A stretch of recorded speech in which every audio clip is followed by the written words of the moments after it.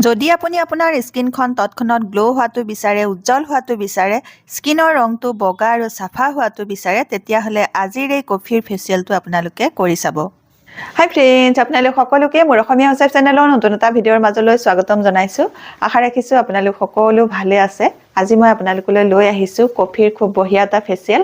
আপোনালোকে পইচা খৰচ নকৰাকৈ পাৰ্লাৰৰ দৰে এটা খুব বঢ়িয়া ফেচিয়েল ঘৰতে কৰিব পাৰিব। কফিয়ে আমাৰ স্কিনখনৰ তৎক্ষণাত গ্লো আনিবলৈ সহায় কৰে, ক'লা পৰা ছালখনো বগা কৰিবলৈ সহায় কৰে, স্কিনত থকা যিবোৰ মৃত কোষ সেইবোৰ আঁতৰাই আমাৰ স্কিনৰ ৰংটো চাফা কৰিব পাৰে আৰু এণ্টি এজিঙৰ কাম কৰে। গতিকে আমাৰ স্কিনৰ কাৰণে কফি বহুত বেছি ভাল হয় আৰু সেই কফিয়ে আজি আপোনালোকক মই খুব বঢ়িয়া এটা ফেচিয়েল কৰি দেখুৱাম। আৰু এই ফেচিয়েলটোত থাকিব 4টা ষ্টেপ আৰু এই 4টা ষ্টেপ এতিয়া মই আপোনালোকক দেখুৱাম। আৰু দেখুৱাৰ আগতে আপোনালোকলৈ এটা ৰিকুৱেষ্ট আছে, আপোনালোকে যদি মোৰ আজিৰ এই ভিডিঅ'টো ভাল পায়, ভিডিঅ'টোত এটা লাইক কৰিব। মোৰ চেনেলটো যদি এতিয়ালৈকে আপোনালোকে ছাবস্ক্ৰাইব কৰি লোৱা নাই, তেতিয়াহ'লে সোনকালে ছাবস্ক্ৰাইব কৰি ল'ব। আৰু ওচৰতে থকা বেল আইকনটো আপোনালোকে প্ৰেছ কৰিবলৈ নাপাহৰিব। সেইটো প্ৰেছ কৰি দিলেহে মোৰ আহিবলগীয়া সকলোবোৰ ভিডিঅ' নটিফিকেশ্যন আপোনালোকলৈ সোনকালে যাব, সোনকালে মোৰ ভিডিঅ'বোৰ আপোনালোকে চাবলৈ পাব। এতিয়া ফেচিয়েলটোৰ ফাৰ্ষ্ট ষ্টেপটো হৈছে ক্লিনজিং। কফিৰে এতিয়া মই খুব বঢ়িয়া এটা ক্লিনজাৰ তৈয়াৰ কৰিম।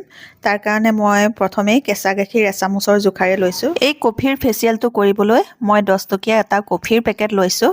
মাত্ৰ এই 10 টকীয়া কফিৰ পেকেটটোৱে গোটেই ফেচিয়েলটো কৰিও থাকিহে যাবগৈ। আপোনালোকৰ ঘৰত যদি কেঁচা গাখীৰ নাথাকে, গৰমোৱা গাখীৰকে ঠাণ্ডা কৰি পেলাই আপোনালোকে ব্যৱহাৰ কৰিব পাৰিব। এতিয়া মই কেঁচা গাখীৰ এচামুচৰ লগত অকণমান কফি মিক্স কৰিম। এয়া অকণমান কফি লৈ ল'লোঁ। ভালকৈ মিক্স কৰাৰ পাছত এইটো এটা খুব বঢ়িয়া ক্লিনজাৰ তৈয়াৰ হৈ গ'ল। এই ক্লিনজাৰটোৱে কেনেকৈ স্কিনখন চাফা কৰোঁ চাওঁ আহক। এতিয়া কফিৰে খুব বঢ়িয়া এটা ক্লিনজাৰ তৈয়াৰ হৈ গ'ল। এই ক্লিনজাৰটোৱে স্কিনখন প্ৰথমতে ক্লিন কৰি ল'ম। তাৰ কাৰণে এটুকুৰা কটন লৈছোঁ। কটন টুকুৰা ইয়াতে তিয়াই লৈ মুখত লগাই খুব ধুনীয়াকৈ স্কিনখন মাছাজ কৰি ক্লিন কৰিম। এনেকৈ আপোনালোকে 2 মিনিট খুব ভালকৈ মাছাজ কৰি স্কিনখন ক্লিন কৰি ল'ব। মাছাজ কৰি হোৱাৰ পাছত এটা মগত পানী লৈছোঁ, এখন কটন ৰুমাল লৈছোঁ। ৰুমালখন ইয়াতে তিয়াই মুখখন মচি পেলাম। আপোনালোকে ঠাণ্ডা পানীৰে ভালকৈ মুখখন ধুই ল'ব পাৰে, নাইবা আপোনালোকে এখন ৰুমালেৰে ভালকৈ এনেকৈ মচিও ল'ব পাৰে। ক্লিনজিং হৈ যোৱাৰ পাছত ছেকেণ্ড ষ্টেপত স্ক্ৰাব কৰিম। এতিয়া মই কফিৰে খুব বঢ়িয়া এটা স্ক্ৰাব বনাম। এতিয়া মই কফিৰ খুব বঢ়িয়া এটা স্ক্ৰাব তৈয়াৰ কৰিম। তাৰ কাৰণে মই প্ৰথমেই ল'ম কফি আধা চামুচমানৰ জোখাৰে। কফি আমাৰ স্কিনখন তৎক্ষণাত গ্ল' কৰিবলৈ সহায় কৰে, স্কিনখনৰ ৰংটো চাফা কৰিবলৈ, বগা কৰিবলৈ সহায় কৰে। আৰু এই কফিৰ লগত মই এতিয়া এচামুচৰ জোখাৰে এয়া পিঠাগুড়ি ল'লোঁ। পিঠাগুড়ি লৈ 2 বিধ বস্তু ভালকৈ মিক্স কৰি লৈছোঁ। মিক্স কৰি লোৱাৰ পাছত ইয়াৰ লগতে মিহলাম এতিয়া মই অকণমান গোলাপ জল। গোলাপ জলখিনি জোখমতে দিব লাগিব, যাতে মিক্স কৰাৰ পাছত খুব ধুনীয়া এটা পেষ্ট হৈ যায়। এয়া চাওক, বেছি ডাঠো নহয়, বেছি পাতলো নহয়, খুব ধুনীয়াকৈ স্ক্ৰাব তৈয়াৰ হৈ গ'ল। এতিয়া কেনেধৰণে ব্যৱহাৰ কৰিব লাগে চাওঁ আহক। এতিয়া তৈয়াৰ হৈ গ'ল খুব বঢ়িয়া এটা স্ক্ৰাব। এই স্ক্ৰাবটো মুখত লগাই 3 পৰা 4 মিনিট খুব ধুনীয়াকৈ স্কিনখন মাছাজ কৰিব লাগিব। এতিয়া প্ৰথমতে গোটেই মুখখনতে এয়া মই স্ক্ৰাবটো ভালকৈ লগাই লৈছোঁ। লগাই লোৱাৰ পাছত মাছাজ কৰিম। মাছাজ কৰাৰ আগতে হাতত অকণমান পানী সানি ল'লোঁ। তাৰ পাছত ধুনীয়াকৈ 3 পৰা 4 মিনিট স্কিনখন মাছাজ কৰিম। মাছাজ কৰি থাকোঁতে আপোনালোকৰ হাত আৰু মুখ শুকাই যাব। তেতিয়া আপোনালোকে অকণমান পানী সানি ল'ব হাতত, তাৰপিছত আকৌ মাছাজ কৰিব। এনেধৰণে আপোনালোকে 3 পৰা 4 মিনিট স্কিনখন ভালকৈ মাছাজ কৰি স্ক্ৰাব কৰিব। এতিয়া ভালকৈ মই এয়া হাতত পানী সানি গৈছোঁ আৰু মাছাজ কৰি গৈছোঁ। এইদৰে 3 পৰা 4 মিনিট মাছাজ কৰি লোৱাৰ পাছত মগটোত মই টাৱেলখন আকৌ তিয়াই ল'ম। তিয়াই লোৱাৰ পাছত মুখখন আকৌ মচি পেলাম। স্ক্ৰাবটো কৰাৰ পাছত আপোনালোকে ভালকৈ মুখখন মচি ল'ব, কাৰণ ইয়াত পিঠাগুড়ি আছে, অকণমান গোটা গোটা হৈ থাকে। পাৰিলে আপোনালোকে মুখখন মচি হোৱাৰ পাছত ঠাণ্ডা পানীৰে আকৌ ভালকৈ মুখখন ধুই ল'ব। স্ক্ৰাব কৰি লোৱাৰ পাছত এতিয়া মই থাৰ্ড ষ্টেপত খুব বঢ়িয়া এটা মাছাজ ক্ৰীম তৈয়াৰ কৰিম।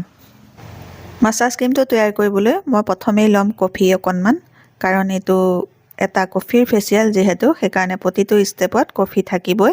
কফি ল'লোঁ আধা চামুচ আৰু তাতে এতিয়া মই ল'ম অকণমান এল'ভেৰা জেল। এতিয়া এল'ভেৰা জেলটো লাগিব এচামুচৰ পৰা 1.5 চামুচমানৰ জোখাৰে।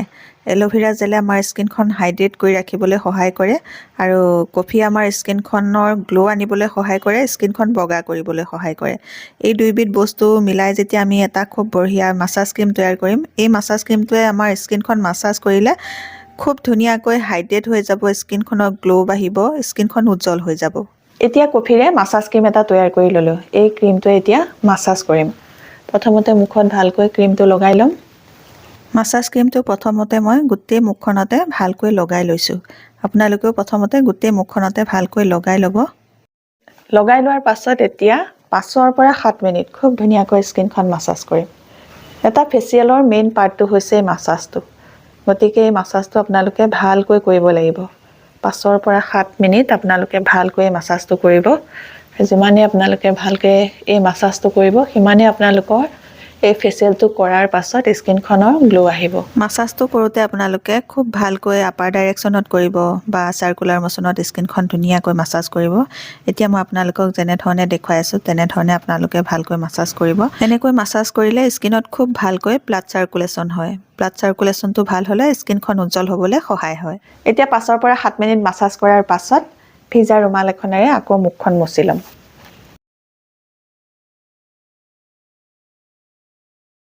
তিনিটা ষ্টেপ কমপ্লিট হোৱাৰ পাছতে আপোনালোকে স্কিনখন চুই চাব, খুব নিমজ লাগিব, ধুনীয়াকৈ চাফাও হৈ যাব আৰু স্কিনখন খুব ধুনীয়াকৈ গ্লো হৈ যাব।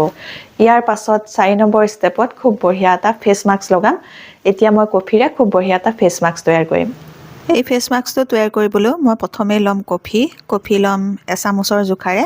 বাকীকেইটা ষ্টেপত কফি আধা চামুচৰ জোখাৰে ল'লেই হৈ যাব, কিন্তু এই ফেচ পেকটো বনাবলৈ আপোনালোকে কফি এচামুচৰ জোখাৰে ল'ব। আৰু গোটেইকেইটা ষ্টেপ কৰাৰ পাছতো ইয়াত দেখিছেনে কফি ইয়াৰ তলত একাপ কফি বনাই খাবৰ জোখাৰে কফি ৰখিয়ে গৈছে।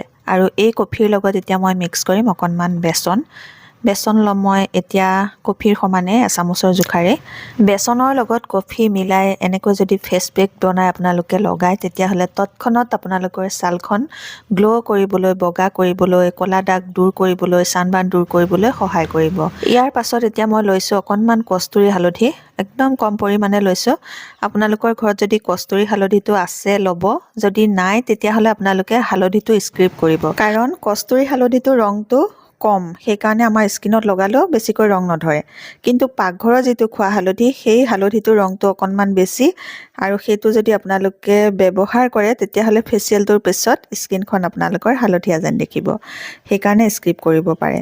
আৰু এতিয়া মই ইয়াতে দিলোঁ অকণমান মৌ দিলোঁ এচামুচৰ জোখাৰে। দিয়াৰ পাছত ভালকৈ মিক্স কৰি ল'লোঁ আৰু ইয়াৰ পাছত দিছোঁ অকণমান কেঁচা গাখীৰ দি আকৌ মই ভালকৈ এই পেষ্টটো মিক্স কৰি লৈছোঁ। আৰু গোটেইকেইটা বস্তু মিক্স কৰি লোৱাৰ পাছত এইটো এটা খুব বঢ়িয়া ফেচ পেক তৈয়াৰ হৈ গ'ল। এই ফেচ পেকটো কেনেকৈ লগাব চাওঁ বলক। এতিয়া তৈয়াৰ কৰি ল'লোঁ কফিৰ খুব বঢ়িয়া এটা ফেচ মাস্ক। এই ফেচ মাস্কটো এতিয়া মুখত লগাম আৰু ফেচ মাস্কটো অকণমান আপোনালোকে ডাঠকৈ লগাব। ফেচ মাস্কটো ডাঠকৈ লগালে সোনকালে শুকাই নাযাব ফেচ মাস্কটো মুখত, আৰু অকণমান বেছি সময়ৰ কাৰণে আপোনালোকৰ মুখতে এই ফেচ মাস্কটো লাগি থাকিবলৈ সুবিধা হ'ব। এতিয়া ফেচ মাস্কটো লগাই ল'লোঁ। ফেচ মাস্কটো লগোৱাৰ পাছত ফেচিয়েলটোৰ 4টা ষ্টেপ কমপ্লিট হ'ল। আৰু এই ফেচ মাস্কটো লগাই আপোনালোকে 20 মিনিট ৰাখিব। 20 মিনিট পাছত আপোনালোকে ঠাণ্ডা পানীৰে ভালকৈ মুখখন ধুই দিব। 20 মিনিট পাছত যেতিয়া আপোনালোকে ফেচ পেকটো ধুব, ফেচ পেকটো প্ৰথমতে তিয়াই ল'ব, তিয়াই লৈ ধুনীয়াকৈ মাছাজ কৰিব। মাছাজ কৰি আপোনালোকে ফেচ পেকটো ধুই পেলাব। মুখখন ধোৱাৰ পাছত আপোনালোকে নিজৰ যিটো মইশ্চাৰাইজাৰ লগায় মইশ্চাৰাইজাৰ লগাব। মইশ্চাৰাইজাৰ লগোৱাৰ 15 মিনিট পাছত আপোনালোকে ছানস্ক্ৰীন লগাব। এইদৰে আপোনালোকে মাত্ৰ 20 টকাতে পাৰ্লাৰৰ দৰে এটা খুব বঢ়িয়া কফিৰ ফেচিয়েল ঘৰতে কৰিব পাৰিব। আজিৰ এই ফেচিয়েলটো যদি আপোনালোকৰ ভাল লাগিছে তেতিয়াহ'লে মোৰ ভিডিঅ'টোত এটা লাইক কৰিব, মোৰ চেনেলটো ছাবস্ক্ৰাইব কৰি আপোনালোকৰ ফ্ৰেণ্ডৰ লগতো ভিডিঅ'টো শ্বেয়াৰ কৰি দিব। আজিৰ এই ভিডিঅ'টো ইমানেই আছিলে। নতুন এটা ভিডিঅ' লৈ নতুন বেলেগ টিপছ লৈ আপোনালোকৰ মাজলৈ আকৌ আহি আছোঁ। তেতিয়ালৈকে নমস্কাৰ, আজিলৈ আহোঁ।